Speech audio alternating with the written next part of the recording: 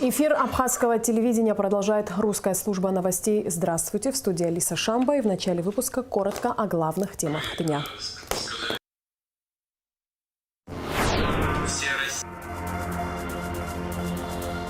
Честь имею. Центру специального назначения СГБ Абхазии исполнилось 25 лет. Агропоезд в Абхазии. Абхазская железная дорога проводит ремонтные работы на ЖД-станциях страны и принимает контейнерные поезда из России.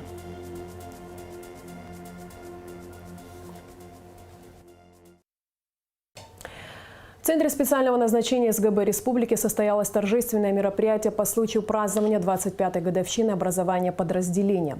С юбилеем офицеров, ветеранов и служащих поздравил президент Аслан Бжаня, председатель СГБ Роберт Киут.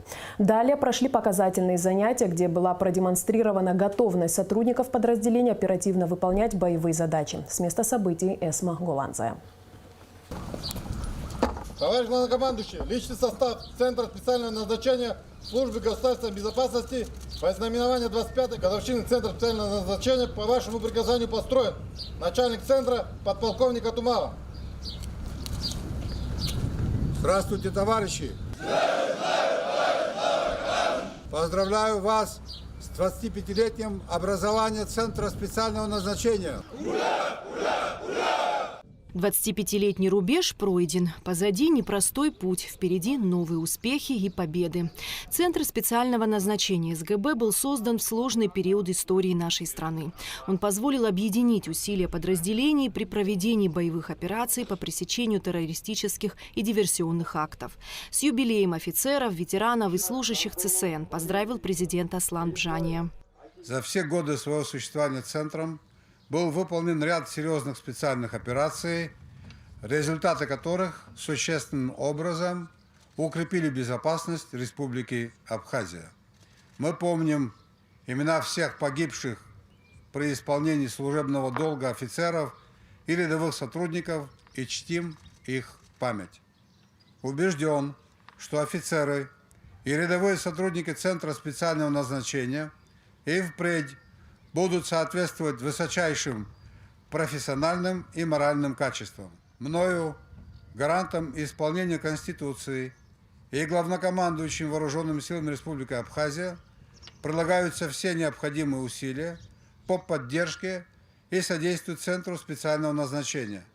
Наша общая цель – безопасность граждан и незыблемость основ конституционного строя Республики Абхазия. Желаю всем сотрудникам, офицерам и ветеранам Центра специального назначения крепкого здоровья, благополучия и успехов в деле служения Отечеству.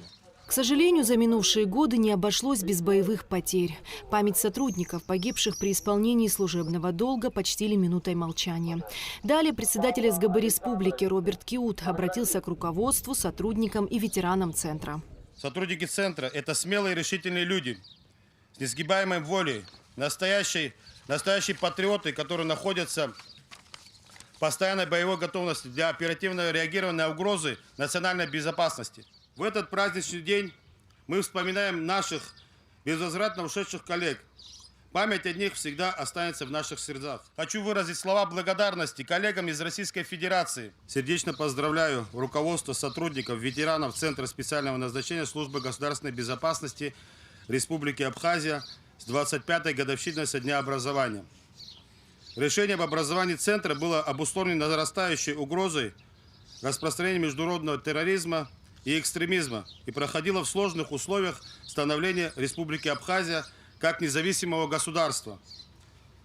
Создание Центра позволило объединить усилия подразделений специального назначения при проведении боевых операций по пресечению актов террористической и диверсионной направленности, а также силовым обеспечением деятельности по противодействию организованным криминальным структурам. Далее на базе Центра прошли показательные занятия. Они продемонстрировали готовность сотрудников оперативно выполнять боевые задачи. За 25 лет ими обезврежены незаконные вооруженные формирования, изъято большое количество оружия, взрывчатых веществ, наркотических средств, освобождены десятки заложников.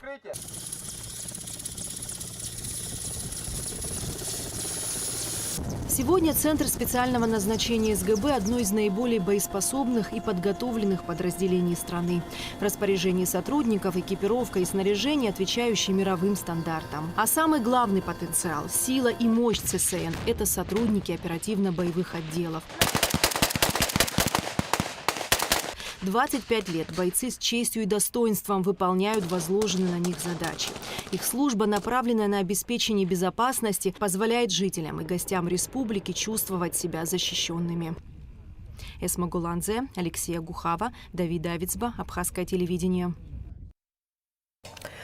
Кассационная коллегия по административным делам и правонарушениям Верховного суда в составе председательствующего судьи Ли Адлиба, судьи Мадины Логу и Тимура Тарба рассмотрела в открытом судебном заседании частную жалобу председателя общественной организации ветеранов Отечественной войны народа Абхазии Аруа Тимура Гулия по исковому заявлению о признании незаконным указ президента Аслана Бжаня о награждении Александра Анкваб ордена Махцапша первой степени.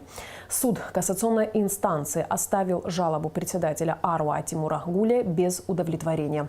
Об этом сообщает Апснапресс. Министр здравоохранения Эдуард Бутба в рамках рабочей поездки в Москву встретился с ректором Первого Московского государственного медицинского университета имени Сеченова Петром Глыбочко, сообщает пресс-служба Минздрава Абхазии.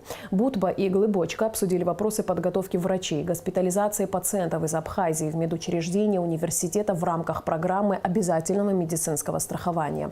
Речь шла и о стажировке абхазских медиков в клиниках Сеченовского университета, проведении образовательных программ и прикреплении абхазских специалистов в качестве соискателей ученых степеней. Петр Глыбочко выразил готовность к сотрудничеству с Минздравом Абхазии. Запланировали проведение научно-образовательных форумов, различных мастер-классов по повышению квалификации. Курсирование контейнерных поездов, благоустройство на железнодорожных станциях Сухума, Гагры и Гудауты, планы по запуску агропоезда. Об этом и многом другом нашим корреспондентам рассказали специалисты Абхазской железной дороги. Подробности у Гугуца Вардания. В марте этого года в Абхазию впервые прибыл контейнерный поезд. Состав из 62 контейнеров привез 2700 тонн груза и был принят на столичной железнодорожной станции. Один контейнерный поезд, это полносоставный поезд, это 31 вагон, платформа фитинговая, так называемая. 62 контейнера расположены на них. За 2 месяца Сухумский железнодорожный вокзал принял 5 контейнерных поездов. Налажено взаимодействие с российскими коллегами. Основные преимущества курсирования данного вида грузоперевозок – скорость доставки, а также выгодная стоимость перевозки. Курсирование контейнерных поездов по сети РУП АЖД приобретают регулярный характер. Сегодня зашел 5-й поезд. Налажено взаимодействие с российскими коллегами в части оптимизации трансграничных операций по границе ПСОУ. Значит, это все позволило нам выйти на оборот поезда по сети АЖД 5 дней. То есть мы в течение 5 дней возвращаем состав Порожни обратно на станцию Веселая Северокавказской железной дороги. Но вся эта история набирает обороты.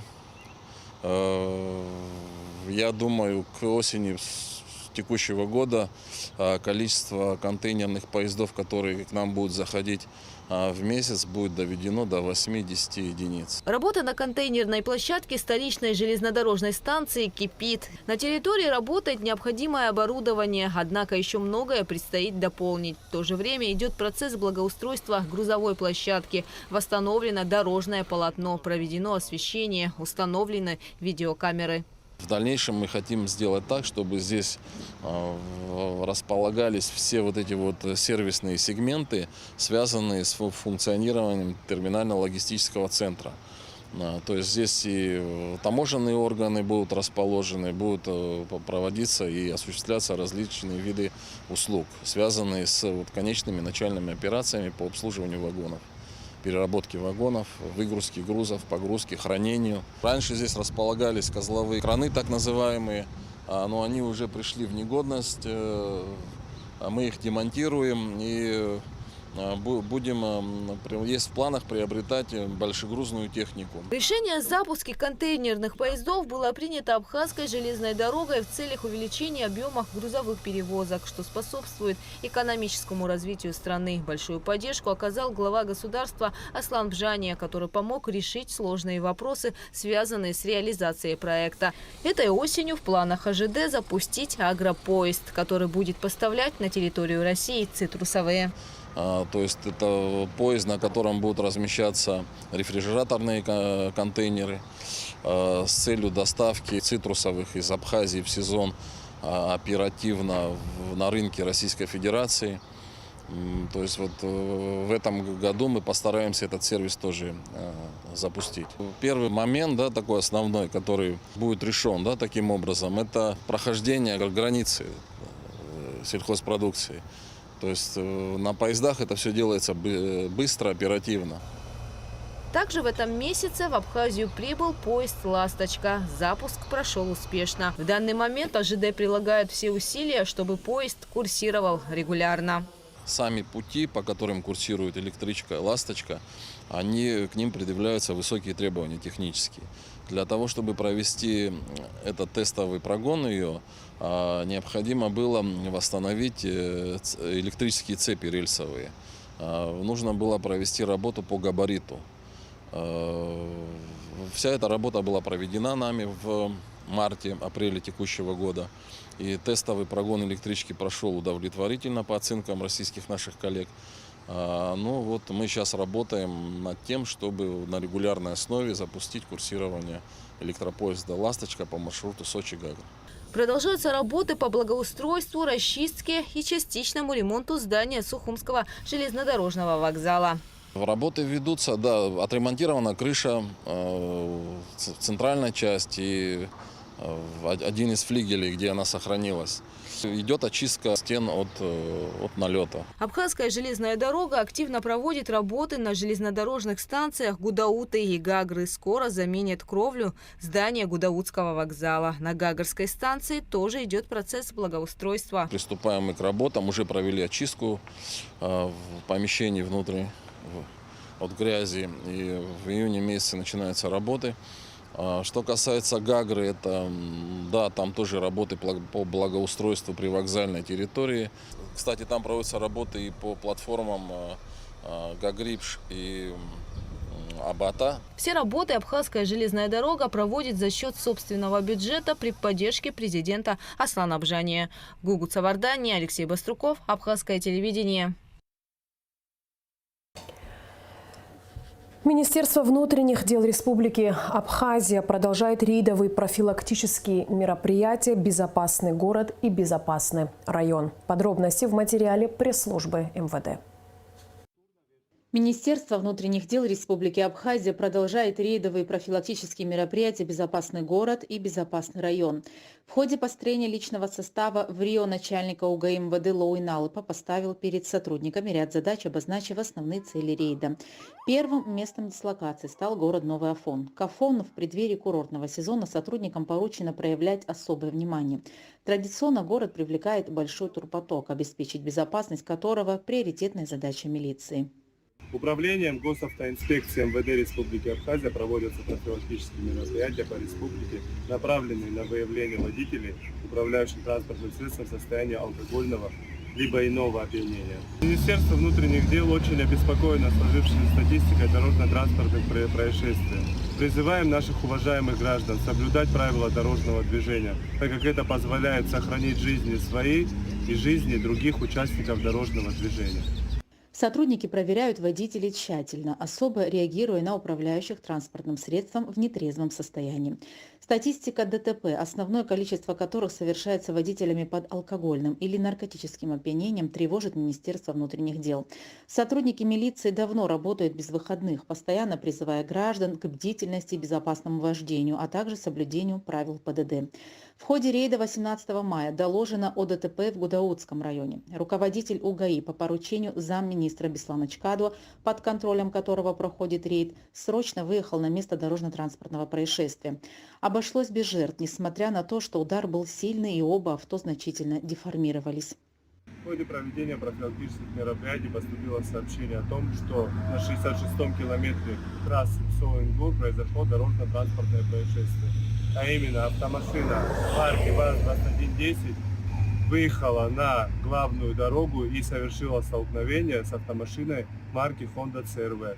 Водитель автомашины ВАЗ-2110 был доставлен в Гудаутскую больницу, откуда его в срочном порядке госпитализировали в республиканскую больницу.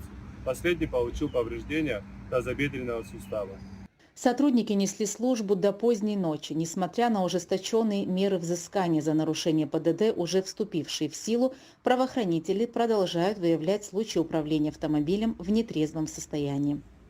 В ходе проведения профилактических мероприятий в городах и районах Республики Абхазия сотрудниками отделов ГАИ и Управления госавтоинспекции Министерства внутренних дел Республики Абхазия было выявлено 267 административных правонарушений. Все граждане, управлявшие транспортным средством в состоянии опьянения, будут лишены водительского удостоверения сроком на полгода. На последних будет наложен штраф в размере 30 тысяч рублей.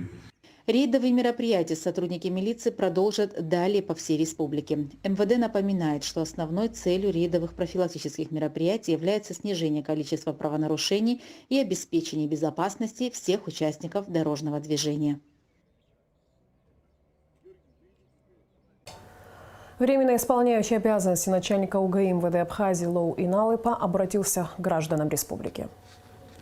Управление государственной автомобильной инспекции Министерство внутренних дел Республики Абхазия информирует граждан Республики Абхазия о том, что Народным собранием парламентом Республики Абхазия принят закон о внесении ряда изменений в административный кодекс Республики Абхазия. Так, изменения коснулись статьи 119 Административного кодекса Республики Абхазия. Лицо, управляющее транспортным средством в состоянии алкогольного либо иного опьянения, под иным подразумевается опьянение наркотическими препаратами и веществами, подлежит административному штрафу в 30 тысяч рублей и лишению права управления транспортным средством на полгода. За повторное в течение года нарушение статьи 119 Административного кодекса, то есть управление транспортным средством в состоянии алкогольного либо иного опьянения, лицо подлежит административному аресту на 15 суток и продлению срока лишения на 1 год. За управление транспортным средством лицом, лишенным права управления транспортным средством, но не пребывающим в состоянии алкогольного либо иного опьянения,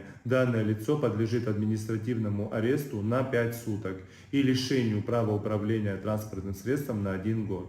Сотрудники Управления госавтоинспекции Министерства внутренних дел Республики Абхазия уже руководствуются принятыми поправками. Просим вас соблюдать правила дорожного движения и беречь жизни свои и жизни других людей. Состоялось очередное судебное заседание, рассматривающее дело об убийстве в здании МВД Анзора Тарба, имевшее место в 2019 году. В ходе судебного процесса были заслушаны показания 2 свидетелей стороны обвинения. Показания одного из свидетелей не соответствовали материалам уголовного дела, который, ссылаясь на забывчивость, опроверг имеющиеся материалы. Подробности из зала суда смотрите в репортаже Рады Чачава в нашем выпуске в понедельник, 22 мая. Сегодня в администрации президента Российской Федерации в онлайн-формате прошло заседание Совета по межнациональным отношениям, в котором принял участие наш соотечественник Аляс Авицба, позывной «Горец». Сейчас предлагаем вашему вниманию отрывок из заседания. И наш опыт принимать, и наш опыт вовлекать в работу. Спасибо вам большое, спасибо за внимание. Спасибо. Вы сказали спасибо всей России. Хочу сказать, что вся Россия благодарна вам и вашим товарищам боевым за ваше мужество, за героизм и очень на вас рассчитываем. Надеяться на вас. В ходе специальной военной операции на Донбассе героически погиб воспитанник Глорыбской школы бокса, мастер спорта Абхазии и России Биби Олег Борисович. Коллектив Государственного комитета по делам молодежи и спорту выражает глубокие соболезнования семье Биби Олега Борисовича, его родным и близким. Светлая память о нем навсегда сохранится в сердцах каждого, кто его знал. Продолжаем выпуск. 27 мая в Москве в концертном зале имени Чайковского пройдет концерт Государственного заслуженного ансамбля народной песни и танца Абхазии. Художественный руководитель, народный артист Абхазии Карачаево-Черкесии Валерий Таня. Мероприятие состоится в рамках Дней культуры Абхазии в России. Организаторы – Министерство культуры России и Абхазии. Такие культурные проекты очень полезны и важны. Они создают прочную базу для расширения сотрудничества между нашими странами, отметил министр культуры Абхазии Даур Кофе. И в завершении выпуска традиционно о погоде. По сообщению Гидрометцентра, в выходные дни 20 и 21 мая погода Черноморского побережья Абхазии по-прежнему будет под влиянием теплого циклона. Ожидается переменная облачность. В субботу преимущественно без осадков. В воскресенье временами дождь разной интенсивности, гроза, туман. Температура воздуха ночью плюс 11-16, днем 18-23. Температура морской воды плюс 14. На этом наш выпуск завершен. Всего доброго и до встречи в эфире.